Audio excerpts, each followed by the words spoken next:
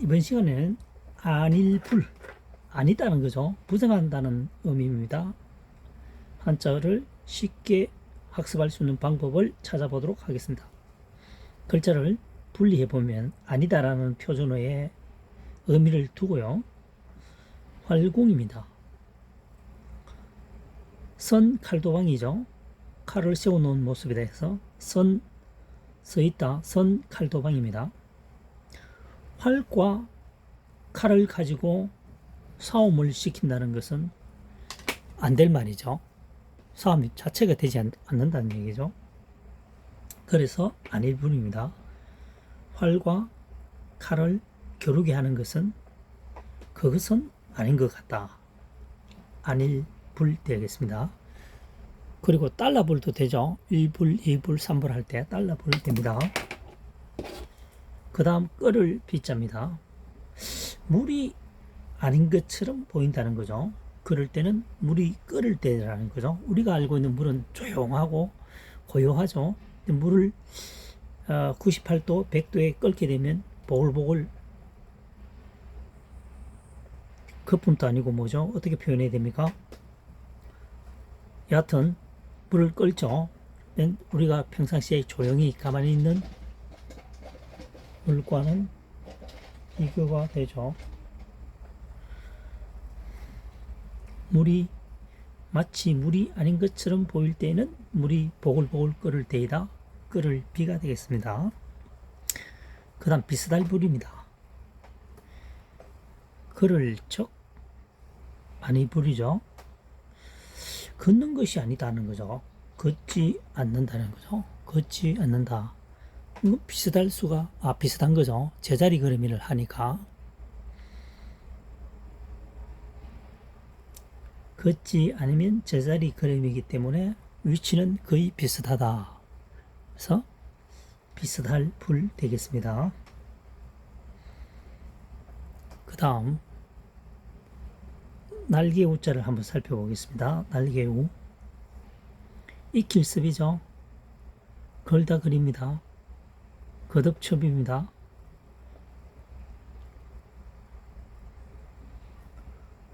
걸다걸 옥편에 나오지 않습니다. 한자사랑이 시작한 한자어입니다. 거듭첩, 거듭 걸려고 하는 것처럼 보이는 것이 뭐냐?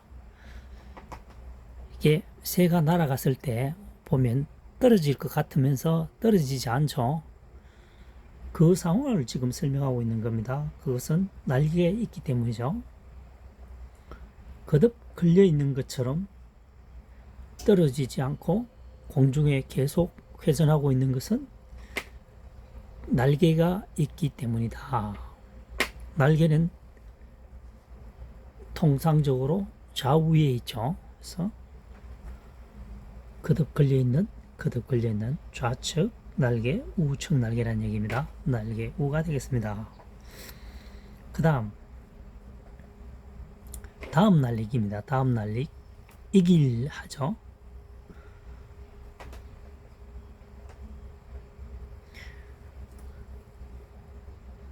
기두, 설립입니다. 깃들 세우면 다음 날이 시작된다. 새가 둥지에서 잠을 자게 됩니다.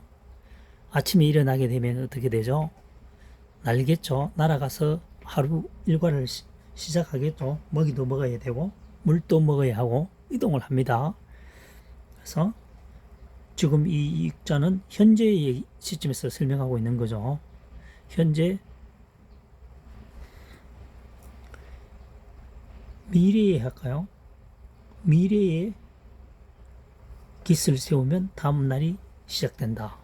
그래서 다음 날이기 됩니다. 깃을 세우게 되면 현재 깃을 세운 게 아니고 평상시 자연의 순리에 따라 새의 날개를 세우는 것은 밤이니까 활동하지 않고 잠을 자고 아침 일찍이 날개를 편다 이런 얘기입니다. 자연스러움입니다. 자연의 원리에 의한 상황을 설정했을 때 다음 날이기 됩니다.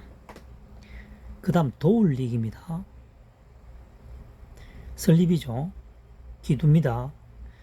깃을 옆에서 세우고 있죠.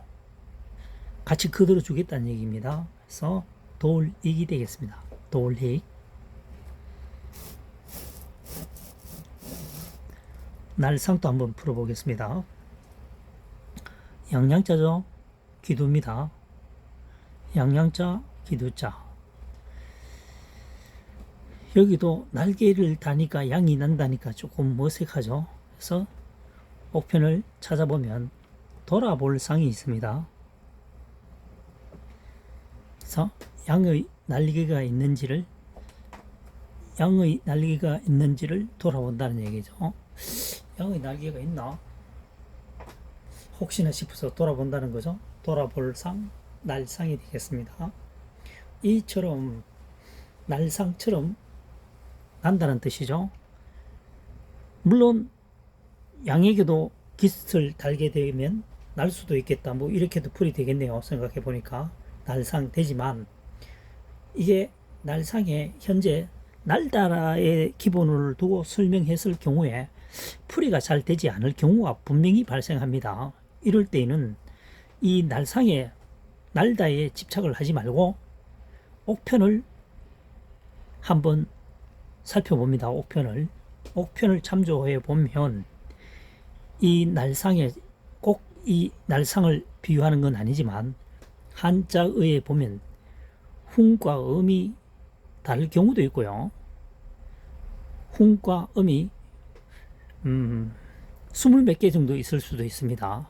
거기에서 이 뭡니까? 양양하고 기두를 가지고 가장 적합한, 여기서는 돌아보다라는 말이 되잖아요. 양이 날개를 달고 있는지를 돌아본다. 말이 되잖아요. 돌아볼 상, 날상 이렇게 한다는 거죠.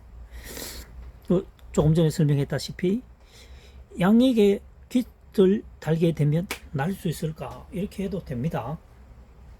자, 여기서 가장 짚고 넘어가야 될 것은 뭐냐?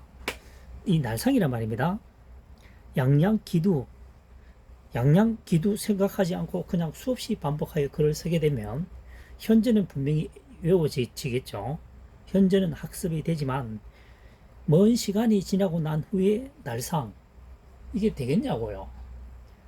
날개가 양에게 날개를 달면 날 수 있을까? 말이 되죠. 양양 기두를 쓰면 됩니다. 양이 날개가 있는지를 돌아본다. 돌아볼 상. 되죠? 자, 연상이 되는 것과 연상이 되지 않은 것. 연상이 된다라고 하는 것은 이미 절반 이상은 한자를 썼다. 모든 게 다 마찬가지죠. 민수, 왜냐면 민수 얼굴이 대충 떠오르면은 민수를 기억을 할 수 있는데 민수가 도대체 사과인지 배추인지 모르겠다. 민수가 생각날 일은 거의 없죠. 와 마찬가지로 한자의 학습은 그냥 무턱대고 통으로 외우는 것보다는 분리를 하여 파자 분석이라 하죠. 그 훈과 음에 맞게끔 파자 분석하여 연상되도록 하는 것이 최고다는 거죠.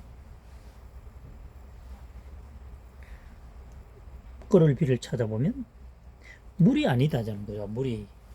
물이 아닌 것처럼 보일 때가 언제냐. 조금 전에 설명했다시피 99도 내지 100도에 팔팔 끓이게 되면 보글보글 하죠. 물은 우리가 고요하고 가만히 있는 어떤 수평적인 느낌인데, 그러니까 내용을 잘 모르는 사람은, 물에 대해서 정확히 내용을 모르는 사람은, 또는 물을 끓인 모습을 보지 못한 사람은 물이라는 생각을 못할 수도 있겠죠. 그래서 한자학습은 연상법으로 적용되는 것이 가장 좋다.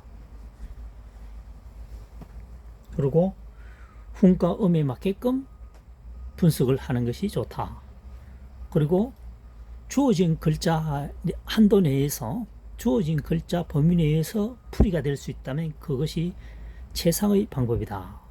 변형시키거나 추상적인 방법을 끌어당겼을 때는 순간적으로는 해결될지 모르겠지만은 시간이 경과한 후에 자기가 추상적인 설명을 했던 부분을 기억하게 되면 도움이 될 수도 있겠지만, 대부분 힘들다. 한자가 어려운 이유가 그거잖아요.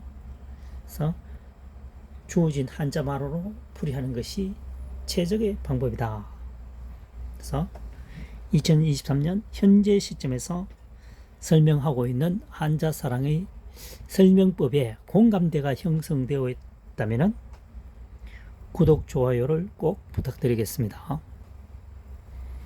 여러분들이 성원에 힘입어 현재 8천자지만 2천자를 추가 풀이하여 만여 개의 한자어를 유튜브에 올릴 수 있다면 나에게도 하나의 기쁨이 될 수도 있겠습니다. 전 세계적으로 만자어를 유튜브에 소개한 사람은 없겠죠. 한자사랑이 최초의 인물이 되기를 기대합니다. 다음 시간에 또 뵙도록 하겠습니다. 수고하셨습니다.